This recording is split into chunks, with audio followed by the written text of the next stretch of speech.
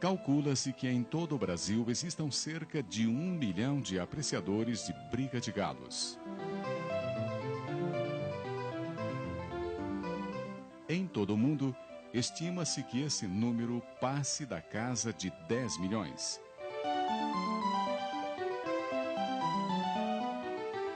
Em alguns países, a briga de galo é um esporte tão popular como o futebol é no Brasil.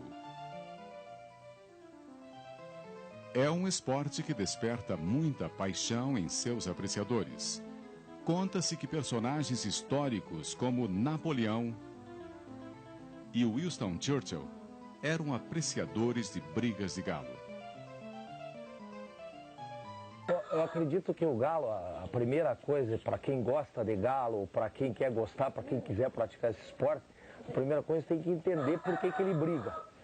E ele é fácil de dizer por que ele briga, é o instinto dele. O homem, ninguém de nós faz ele brigar. Ele briga porque é o instinto dele. Você imagine mais ou menos que o galo precisa brigar da mesma forma que um cavalo precisa ter espaço para correr. Você não consegue ter um cavalo de corrida criando ele num prédio, num edifício. O galo é a mesma coisa. Você não consegue ter ele e gostar dele se você não fizer ele brigar. Porque faz parte do meio dele, né? E o que precisa ser entendido também que o galo, vamos dizer, Deus deu uma propriedade para todos nós que o instinto das coisas nós não podemos mudar. Nós estamos mudando um monte de coisa aí. Mas o instinto ainda nós não temos esse dom para mudar. E ninguém vai mudar o instinto do galo de briga. Ele nasceu para brigar e ele vai continuar brigando. Se alguém quiser que ele não brigue, só tem um jeito de acabar com ele, extinguir ele. E isso não pode ser feito, seria um crime maior do que qualquer outro.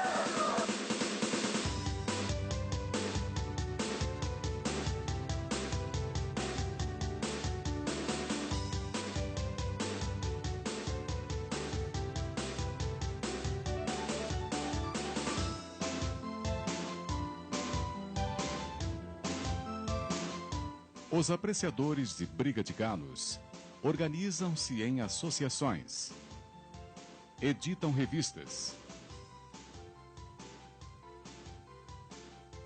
e lutam para a legalização da atividade no Brasil. O México é aprovado, né? Os Estados Unidos já 2 vezes que eles entram no Congresso lá com o projeto para aprovar. Eu estive assistindo esses dias, tinha entrado o projeto e estava sendo empurrado para votação. E eu acho que os Estados Unidos vai ser aprovado logo, logo. Esses países do primeiro mundo têm briga de galo, por que aqui não vai ter? A Alemanha tem, a Áustria tem, Itália tem, tudo país do primeiro mundo. O Japão tem, tudo quanto é país. A África do Sul tem, que é um país adiantado. Num passado distante, navegadores como os celtas e os fenícios, e mais recentemente os portugueses, espanhóis e ingleses, mantinham brigas de galos a bordo de suas embarcações para estímulo dos nautas, uma vez que acreditavam que a valentia e a coragem das aves combatentes poderiam incentivá-los no desempenho de suas funções e que tais lutas exemplificavam a resistência e a determinação.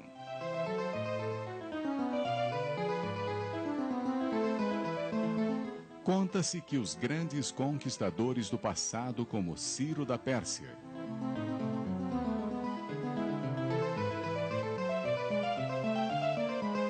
e Alexandre da Macedônia,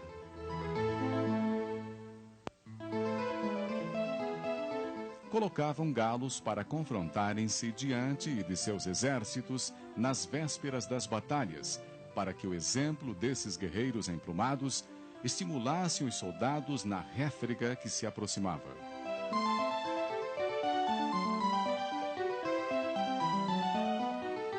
Mas como conseguir boas aves combatentes? Qual o caminho a seguir para se conseguir um verdadeiro campeão das rinhas? É o que vamos mostrar nesse vídeo. Para se obter um bom galo combatente, é preciso observar 4 aspectos muito importantes. A procedência, ou seja, a ave deve ser de uma boa linhagem. A alimentação. Uma ave desnutrida não terá condições de suportar um combate renhido. A saúde. Uma vez que uma ave doente também não conseguirá enfrentar satisfatoriamente um combate. Treinamento. O galo deve ser adequadamente treinado para que possa desenvolver um bom trabalho nas rinhas. A alimentação e a saúde são tarefas relativamente fáceis de se executar, bastando para isso investir em alimentos e medicamentos e contar com a assistência de pessoal especializado. O treinamento também pode ser executado com eficiência, desde que seja feito por pessoas conhecedoras do assunto. Já a questão de se obter aves de uma boa linhagem é uma tarefa um pouco mais difícil e que exige conhecimentos mais aprofundados. Então, veja bem, eu acredito que o primeiro passo é você conseguir o reprodutora boa e bom reprodutor. Ou seja, a matriz, a galinha e o galo tem que ser de boa qualidade. Como é que você acha a linhagem, a boa qualidade de galo e galinha? Você tem que procurar o galo, ele não é diferente de outros tipos de animais. Você tem que procurar mais ou menos filho de campeões. Ver a linhagem do galo, por exemplo, você quer ter um galo, você procurar saber quem é o pai dele, qual é a campanha do pai, do avô dele. Você conseguindo isso, você provavelmente vai conseguir ter uma cria boa.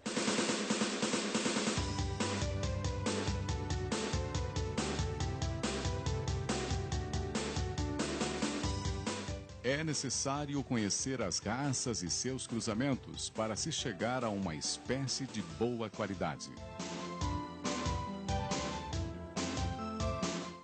O galo em si, o animal em si, ele nesse aspecto ele é mais positivo, né? Dificilmente, se você cruzar um galo sem pedigree, dificilmente você vai conseguir alguma coisa boa. Até você pode tirar esporadicamente um ou outro bom. Agora, se você achar uma matriz bem boa, um galo e uma galinha, e você cruzar, provavelmente você vai ter alguma coisa de qualidade.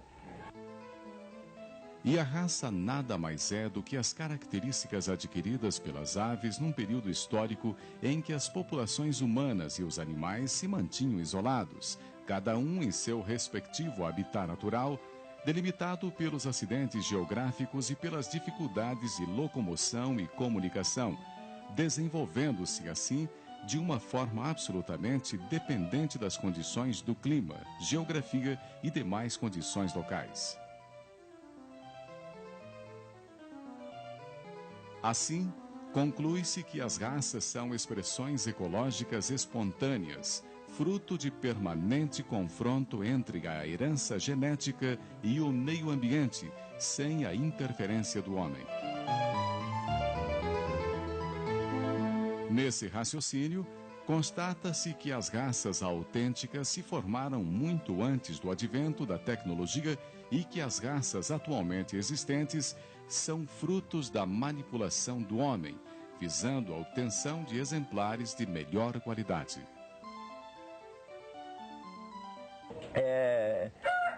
Porque galo, normalmente, você arruma um reprodutor e você passa esse reprodutor em N galinhas, 5, 10 galinhas. Então, para você selecionar, na realidade, galinha, principalmente para quem vai começar, você tem que adquirir, ganhar, trocar, emprestar, fazer qualquer tipo de negócio com alguns criadores. E por isso cada galinha, quando você cruza com o galo, é cruzado cada galinha separada uma da outra. Por quê? Você marca ovo por ovo para você saber quem é a mãe e quem é o pai, certo? E você não tem outro jeito, você vai criando, você arruma determinadas galinhas, diversas galinhas e vai passando no galo. Aonde você vai conseguindo ter bom, você vai prosseguindo. E aonde você não for tendo bom, você vai ter que ir eliminando.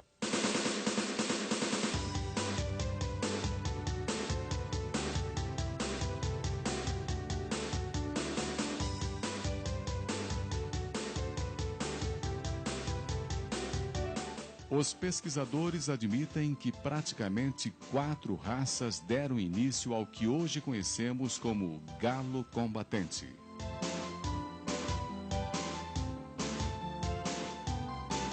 O banquiva, cujo nome científico é Gallus gallus, é o galo vermelho, habitante das florestas da Himalaia, do sul da China, norte da Índia e ilhas oceânicas como Sumatra, Java, Bornéu, Filipinas, todo o sul do Himalaia e arquipélago de Sonda. O sonerati, ou galo sonerati, originário da Cordilheira dos Ghats e das florestas de seus vales. O lafayette, ou Gallus lafayette, originário das montanhas sagradas do Ceilão. E o java, ou Gallus varius, originário das florestas de Java. A partir dessas raças iniciais foram feitos diversos cruzamentos até se chegar às espécies hoje conhecidas, podendo-se afirmar que não existe uma raça absolutamente pura de galos combatentes, mas uma mistura de diversas raças que vão sendo aperfeiçoadas com o passar do tempo, produzindo assim galos de qualidade cada vez melhor para combate. Veja bem, normalmente você quando tira uma cria, até você conseguir o galo, a galinha e for experimentar os frangos, isso aí no mínimo é de 1 ano a 1 ano e meio, entende? Para você saber onde você acertou e onde você errou. Se você tiver sorte, às vezes você acerta em algumas galinhas. Agora não é fácil acertar a galinha para tirar galos de boas condições, galo para ter condições de vir ser um campeão, de vir ser um bom galo, é muito difícil, não é fácil não. Para se conseguir um bom galo combatente, é necessário que ele tenha uma boa procedência, tanto no que diz respeito ao pai como à mãe. Um bom galo combatente deve reunir as seguintes qualidades: pontaria,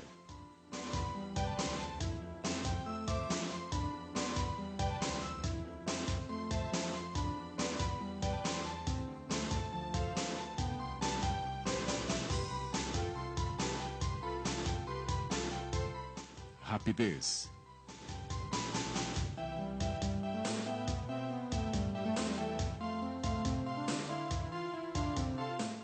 força,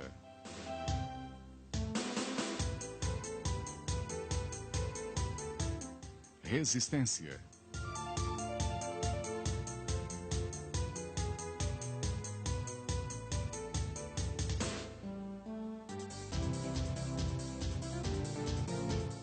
boa visão,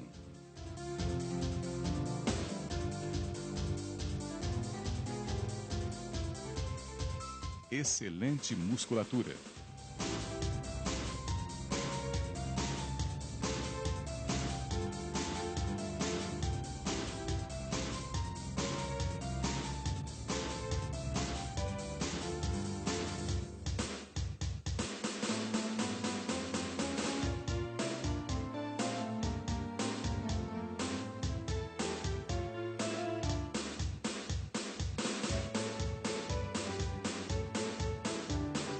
boa plumagem,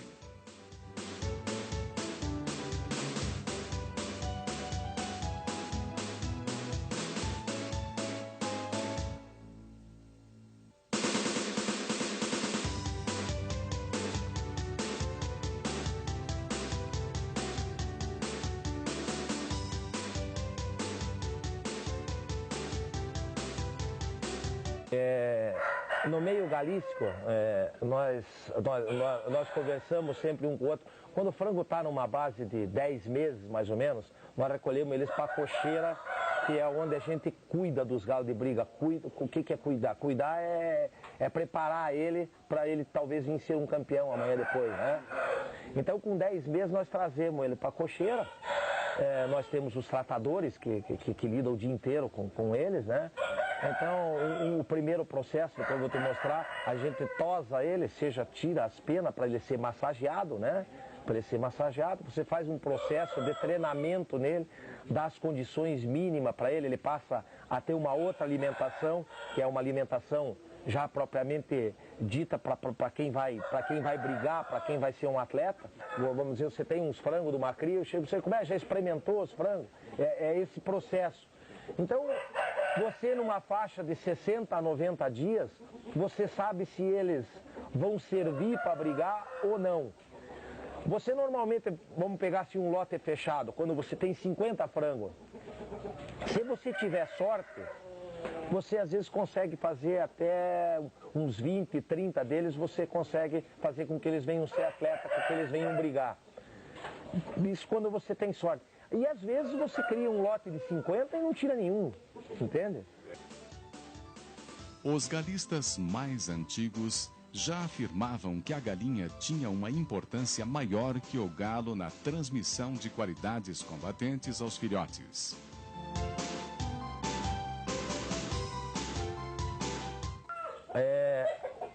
O galo é mais fácil para você conseguir um galo bom, é mais fácil porque se você passar a acompanhar os linhamentos, acompanhar os galos que brigam, você de repente já descobre onde tem uma cria boa e vai e consegue comprar um galo daquela cria.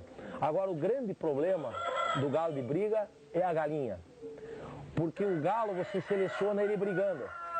E a galinha, eu vou te dizer para você de fonte segura, mesmo que você faça a brigar, porque a galinha de briga ela também briga.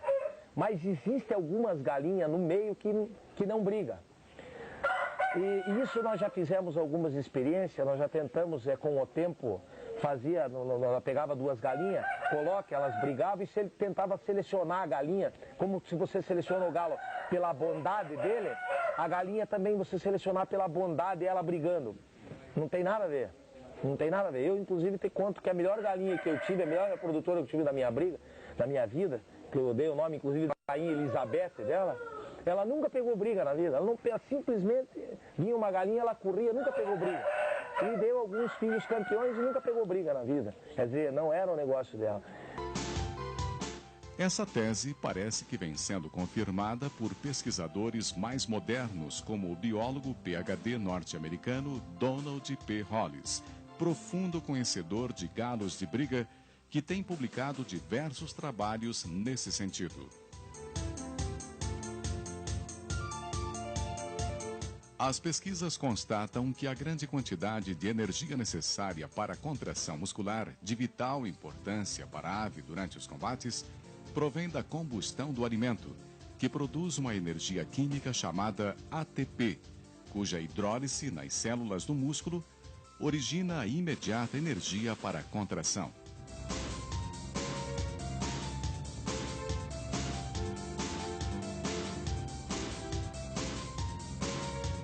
A origem desse ATP, que contribui enormemente para essa contração, provém de um elemento chamado mitocôndrias, encontrado dentro da célula.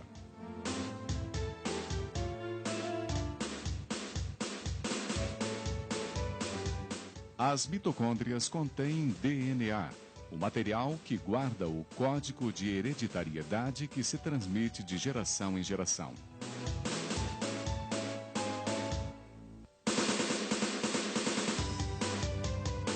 Mas somente a galinha tem a propriedade de transmiti-las às novas crias. E a elas está estritamente ligada a eficiência dos músculos, que se traduz em força, resistência e agilidade.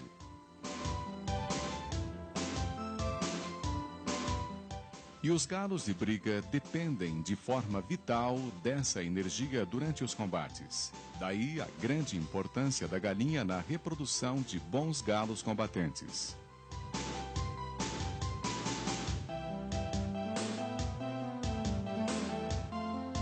Normalmente, quando você tem uma galinha, a galinha, quando ela bota filho bom, normalmente ela bota, com N galos, ela bota filho bom. E o galo já é um pouquinho mais complicado, porque o galo depende muito da galinha, sabe? É difícil você ter um galo que dê, com todas as galinhas, ele dê bom. A galinha manda muito, sabe? A genética dela prevalece sobre o galo. Com certeza, com certeza. O maior problema é você arrumar a galinha. O galo, eu queria que diga mais fácil, você vê brigar um galo e compra um campeão e tal, e vai passando na tua cria. Agora a galinha complica um pouco. É importante observar que o aprimoramento da raça se dá através de cruzamentos constantes. Já na década de 50, o pesquisador brasileiro Luiz Campelo ensinava como se conseguir uma raça com elevado grau de pureza.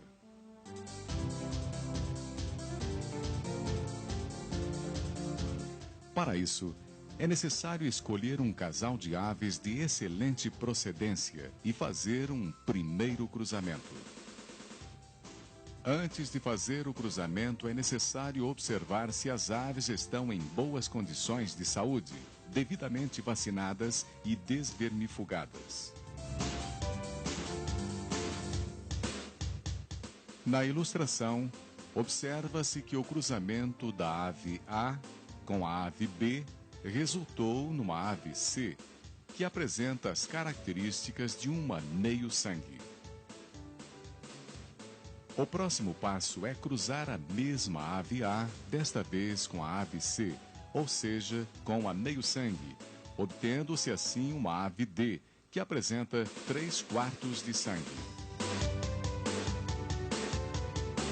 Em seguida, cruza-se a ave A com a ave D, obtendo-se assim uma ave E, que apresenta 7/8 de sangue. Prosseguindo o processo, cruza-se a ave A com a ave E, obtendo-se assim uma ave F, que apresenta 15/16 avos de sangue, ou seja, quase uma puro sangue. Teremos assim várias aves com o mesmo sangue de uma determinada estirpe, que poderão ser cruzadas com outras aves de boa procedência dentro do processo demonstrado aqui, obtendo-se assim o melhor de uma ou mais raças. Uma outra forma de selecionar um bom galo combatente é a utilização de um método que ficou conhecido como tábua de Felk, que consiste no acompanhamento constante dos cruzamentos através de um gráfico progressivo que determina a evolução das raças e o grau de pureza obtido. Propriamente dito, mesmo para ele vir brigar, ele começa mais ou menos com 13 meses. Que normalmente você faz brigar ele numa faixa de 18 meses. Veja bem, é aquilo que eu te digo, você com 10 meses você recolhe ele para a cocheira e ele numa faixa de 60 a 90 dias, depois que ele entra para a cocheira, você vai saber se ele serve ou não serve. Embora, veja bem, embora isso aí existem erros no meio do caminho. O que é erro no meio do caminho? Você às vezes seleciona um frango teu nessa faixa de 10 a 13 meses, achando que ele vai ser um campeão. E o dia que você coloca ele para brigar, não é nada disso. Você se enganou, ele acaba sendo ruim. E acontece de alguns que você acha, vou fazer uma briguinha para ver, e às vezes você revela um campeão. Isso não é comum, mas acontece, entende? Acontece. Mas o mais importante na seleção de galos combatentes é a experiência constante, observando sempre o desempenho das aves, adquirindo exemplares de boa qualidade e procurando manter sempre a boa linhagem. Isso exige muito, mas muito mesmo da pessoa, a dedicação de formar os cracão, a gente se mostrar assim, trabalho, dedicação e saber fazer uma classificação, que é o importante no galo de briga. Galos todo mundo tem, nós temos, todos têm, mas o que pecamos muito é na classificação. Quando ele vem frango do pátio para as gaiolas, nós vamos treinar ele, então às vezes num treinamento a gente não consegue que ele fique um campeão ou vai ser um campeão. Então a gente tem que analisar muito bem e observar. Aí tem o primeiro, o segundo e o terceiro treino do galo. Então o terceiro treino você vai ter condições de ver o que aquele galo pode ser. Se ele vai ser um galo médio, ele vai ser um galo bom ou vai ser um galo ruim. Bom, qual é o importante para levar um galo na rinha? Claro, todo mundo quer levar um galo bom. Quer levar um galo craque na rinha. Mas é a coisa mais difícil que tem é tirar um craque. Quando se tira um craque é brincadeira, é um galo que corresponde a tudo. Mas aí a classificação fica no seguinte, o ruim não tem condições de fazê-lo brigar. Mas aí o importante é classificar o galo do meio. E o galo do meio, às vezes a gente quer do meio para cima, ele é do meio para baixo. Então ali que a gente não pode errar, não pode pecar, é de classificar o galo médio para baixo. Tem que classificar do médio para cima. Para que uma cocheira possa ter condições de fazer uma boa temporada, é a gente ter de galos médios para cima a galos bons. Eu já não estou falando em craque, é de médios para cima a galos bons. De médios para baixo a gente não faz brigar. É o que acontece com muitos amigos da gente que às vezes levam um galo e bateu em casa e pecou no classificar. O galo não era nem médio, ele era médio-baixo, então ele não tem condições de fazer brigar. E às vezes leva para fazer brigar e perde. Então, a alternativa hoje em dia é tirar de galo médio para cima. Aí tem condições de fazer um bom combate, né? Não se esqueça também que a alimentação é de fundamental importância para a manutenção de um bom galo combatente.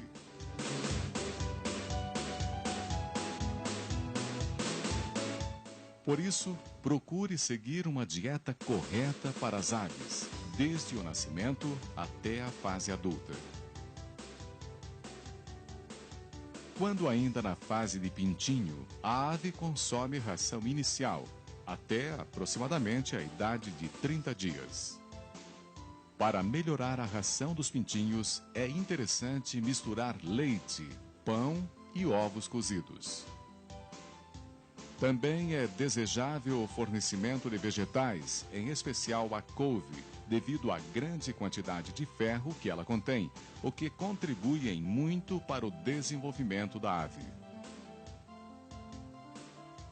Depois dos 30 dias de idade, o pintinho começa a consumir a ração crescimento. Nessa fase, é recomendável que se misture um pouco da ração de galo adulto junto com a ração crescimento para que a ave vá se acostumando com esse tipo de ração.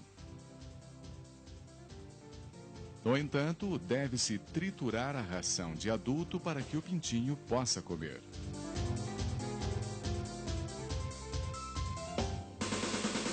A partir dos 60 dias de idade, o pintinho já consegue consumir a ração de adulto. Nessa fase, é aconselhável misturar de forma variada outros ingredientes na ração, como cenoura, leite, ovos, beterraba ou batata doce ralada, para ir variando o cardápio da ave.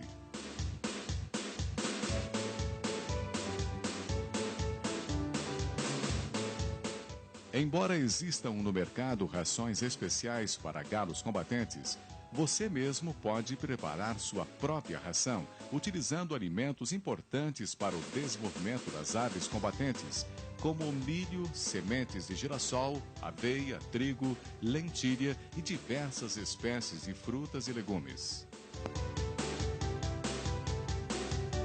A alimentação deve ser fornecida diariamente, de preferência no mesmo horário, uma vez que é importante que o galo seja alimentado a cada 24 horas. A ração deve ser colocada em pequenos coxos, próprios para a alimentação de galos combatentes, que são fixadas na parte externa da gaiola.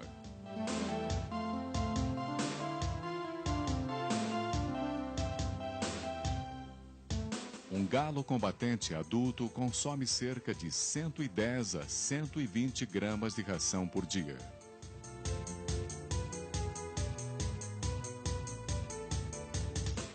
A alimentação de pinto se refere-se ao primeiro aos 30 dias, né? Onde o pinto tem que começar a comer uma ração especial, ou seja, a inicial, que é uma ração pronta, que deve ser dado diariamente aos pintos.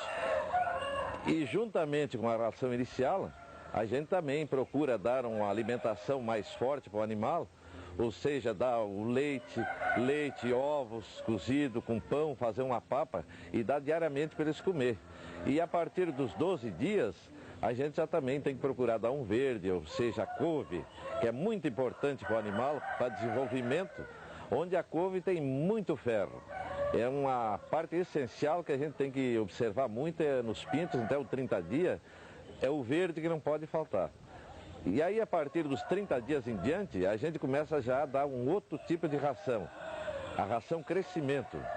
A ração crescimento é uma ração com uma fase final, onde o animal pega mais porte físico, que é um outro tipo de ração mais forte, e já a gente põe juntamente com a ração crescimento, que é a ração final, vai o milho quebrado junto, uma aveia, um trigo, para o animal ir se adaptando ao tipo de comida. Aí, a partir dos 60 dias em diante, a pessoa já tem que começar a procurar dar um milho, uma ração mais equilibrada, mais substancialmente forte, ou seja, trigo, milho, aveia, cenoura. Essas partes são essenciais para dar, porque se cria um bom campeão, né? A ração industrial ainda pode ser reforçada com outros ingredientes para que a alimentação do galo combatente seja ainda mais completa. Então, pronta. Vocês podem observar, essa comida aqui tem milho, tem aveia, tem trigo, tem girassol e tem a lentilha. Ó. Então aqui é posto ovos, cenoura, leite e banana. Aí está pronta a comida para servir para os animais, né? Além da boa alimentação, é muito importante que a ave desfrute sempre de boa saúde e condições físicas satisfatórias. Diversas doenças ameaçam as aves combatentes e os criadores devem estar sempre atentos para elas, tomando todas as medidas preventivas e curativas que se fizerem necessárias. Entre os principais males que ameaçam as aves combatentes, podem ser citados os seguintes: tifo, cólera, bolba, coriza, problemas de ouvidos, inflamações diversas, aftas, vermes, piolhos e carrapatos.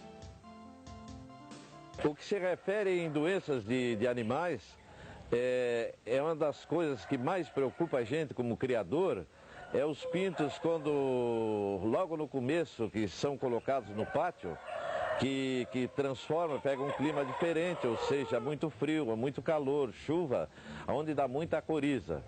A coriza é conhecida quando o animal começa a respirar sufocante, começa a trancar a narina dele, então dá aquele corrimento.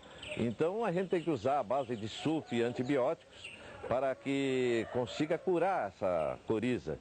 Que se não curar a coriza quando é nova, os animais depois, quando estiver adulto, ele não tem condições para o combate, que se cria um animal fraco. O que vai acontecer? Vai ficar com o pulmão fraco, ele não vai ter resistência. Então é difícil para quem cria animais combater a coriza. É o essencial que tem que fazer. Então, para isso tem nas veterinárias antibióticos muito bons, que é dado de 2 até 3 injeções e cura o animal.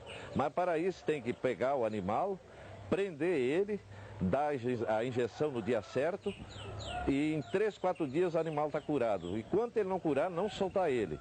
Aí depois observar muito bem ele com antibióticos e depois, mais tarde, começar a dar uma vitamina na água para que eles não enfraqueçam.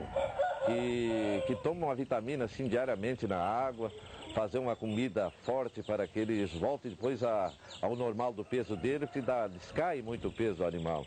Então, isso é uma das grandes preocupações agora dos criadores, é a parte da coriza. Sendo que aqui na nossa região é muito difícil criar galo, porque o clima aqui é estável. Tem dia que está bom, outro dia é frio, então aí se torna muito difícil. Depois da coriza, a gente tem que vacinar contra a boba.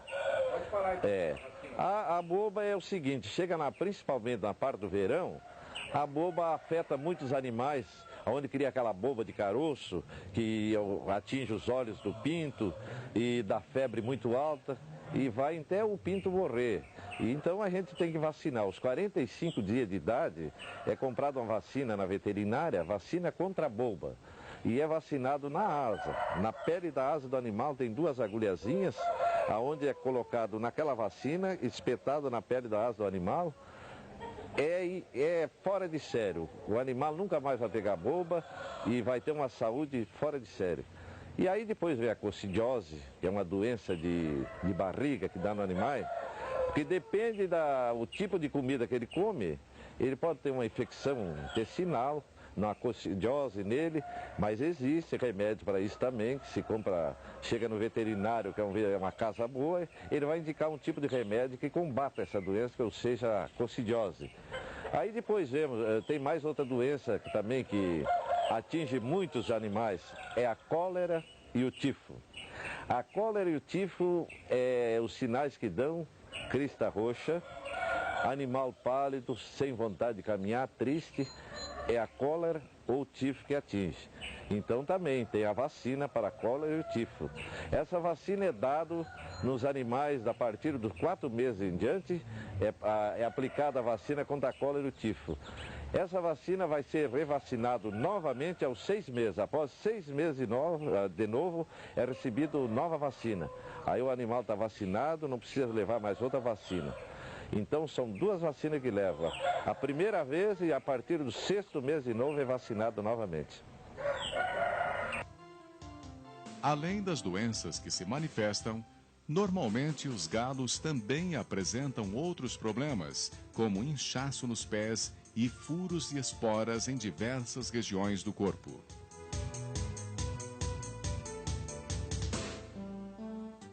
Essas situações devem ser tratadas adequadamente por pessoal especializado.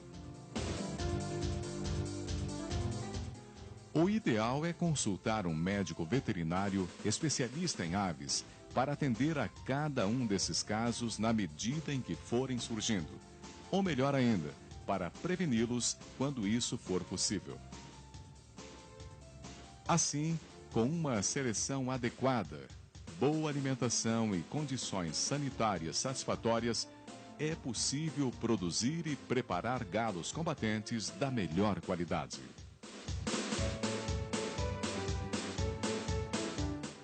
É muito importante também manter contato com criadores que conheçam bem o assunto e tenham feito experiências bem-sucedidas na seleção de galos combatentes. Então ele mandava muito pouco para a África do Sul, eles compravam muito, ia de avião. Aí eu queria que trouxesse um galo para eu tirar a cria aqui, né? Que eu lido com isso. Mas ele não conseguiu, mas me conseguiu meia dúzia de ovos. Aí eu botei a chocada e descascou uns bichos feios, pretos, sabe? Tudo bem negrinho, sabe? Eu pensei, mas isso aí não pode ser galo de briga. Eu pensei comigo, né?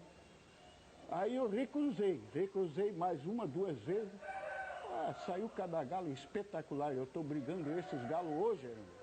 Vendi para a Argentina, galo que saiu na primeira página lá na Argentina, foi galo que foi vendido daqui, da minha cria, os internacionais.